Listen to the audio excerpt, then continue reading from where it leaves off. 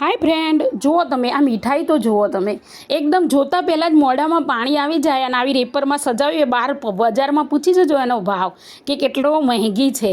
पण हूँ तमने अहींया ओछा खर्चामां अने 10 ज मिनिटनी अंदर बनावता शीखवाड़ी दईश अने एमने हूँ तोड़ीने तमने बतावुं केटली स्मूथ अने स्पंची एकदम मस्त एवी मिठाई बनीने तैयार छे। मोढामां पाणी आवी जाए तो आपणे बनाववानी शरूआत करीए। तो अहींया टोटल 2 वाटकी मैं दूधनो पाउडर लीधो छे। तमे कोईपण कंपनीनो पाउडर लई शको छो अने कोईपण एक वाटकीनुं तमारे घरमां माप लई लेवानुं छे। बराबर छे। अहींया टोटल मैं 2 बाउल भरीने लीधुं छे। हवे आपणे जे बाउल भरीने मिल्क पाउडर लीधो तो ए ज बाउल भरी अने 1 वाटकी बराबर दूध एनी अंदर एड करी देवानुं छे અને ત્યાર પછી એને ધીમે ધીમે હલાવતા જવાનું છે। હલાવતી વખતે એક વસ્તુ ધ્યાન રાખવાની છે કે જ્યારે દૂધ અને મિલ્ક પાવડર બંને મિક્સ કરી રહ્યા છે ને એટલે એકદમ સ્લરી બનાવવાની છે। બની જશે સ્લરી જેમ જેમ ધીમે ધીમે હલાવશો એમ, અને સરસ મજાની સ્લરી એકદમ અંદર ગુટલી ના રહે ને એ રીતની મસ્ત પ્યોર કરી દેવાની છે। તો જો કેવી મસ્ત મજાની બની ગઈ છે। તો હવે આપણે એને સાઈડમાં રાખી દઈશું અને હવે આપણે જે વાટકી ભરીને મિલ્ક પાવડર લીધો હતો એ જ વાટકી ભરી અને આપણે ખાંડ લેવાની છે અને ખાંડનો એકદમ પાવડર બનાવી લેવાનો છે। તમે બહારની ખાંડ લાવો ને તો એનાથી શું થાય છે, થોડી કરકરી હોય છે। હવે બનાવવાની શરૂઆત કરીએ તો એક મોટો ચમચો ભરી અને આપણે ઘી પેનમાં લઈ લીધું છે। પેનની ફ્લેમ છે ને આપણે એકદમ સ્લો રાખવાની છે અને જુઓ આ રીતની સ્લરી બનાવવાની છે। હવે ઘી ગરમ થઈ જાય ને એટલે આ સ્લરી બધી અંદર એડ કરી દેવાની છે। બાઉલમાં જે લાગેલી છે ને એ પણ અંદર એડ કરી દઈશું। હવે આને સરસ મજાનું મિક્સ કરતા રહેવાનું છે, સરસ મજાનું હલાવતા રહેવાનું છે। એટલું ધ્યાન રહે કે હલાવવાનું સતત ચાલુ રાખવાનું છે। તમને એવું લાગે છે કે ઘી વધારે પડ્યું છે, નહીં, એ બધું એબ્ઝોર્વ કરી લેશે સરસ મજાનું અને એકદમ મસ્ત સ્લરી બનીને તૈયાર થઈ જશે। થોડી વારમાં તમને એવું લાગશે કે ઘી ક્યાં જતું રહ્યું। હવે હલાવવાનું એટલા માટે છે કે નીચે ચોંટી ના જાય અને નહીં ગુટલી ના પડી જાય। હવે જેમ જેમ ઘટ્ટ થતું જશે એમ એમ એનો માવો તૈયાર થઈ જશે। તમે જુઓ આપણું ઘી ક્યાં જતું રહ્યું, જુઓ તમે કેટલું મસ્ત એવું સ્મૂધ આ મોળો માવો બનીને તૈયાર થઈ ગયો છે। તો આને આપણે શું કરીશું, એક બીજા વાસણની અંદર ટ્રાન્સફર કરી લઈશું જેથી કરીને એને ઠંડુ થવા દેવાનું છે એકદમ।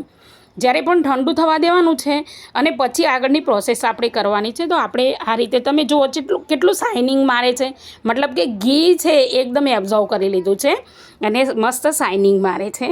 તો આને પોળું કરી દેવાનું જેથી કરીને એકદમ ઠંડુ બની જાય।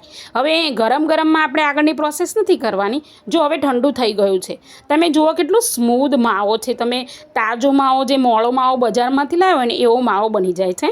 હવે એની અંદર જો તમે ઇલાયચીનો ટેસ્ટ ભાવતો હોય તો નાખી શકો છો, નહીંતર સ્કીપ પણ કરી શકો છો। અને 1 ચમચી કરીને ખાંડ આપણે જે દળેલી હતી એને ધીમે ધીમે એડ કરીશું। પહેલાં અડધી એડ કરવાની છે અને એને સારી રીતે મિક્સ કરવાની છે અને ત્યાર પછી એનો સારો એવો બધી ખાંડ નાખી અને એનો ડો બનાવી લેવાનો છે સરસ મજાનું। તો આમ સરસ હાથથી આંગળીઓથી મિક્સ કરવાનું છે, બરાબર છે। એ કોઈ મિક્સરમાં કે એમાં આપણે મિક્સ નથી કરવાનું અને હાથની મદદથી આ રીતે મસ્ત મજાનો ડો બનાવી લેવાનો છે। હવે બીજી બાજુ આપણે એક બાઉલની અંદર આપણે થોડુંક 2 ચમચી દૂધ નાખવાનું છે, એમાં કેસરનો રસ પાવડર એડ કરવાનો છે અને કેસરના દાણા એડ કરીશું આપણે ધાગા।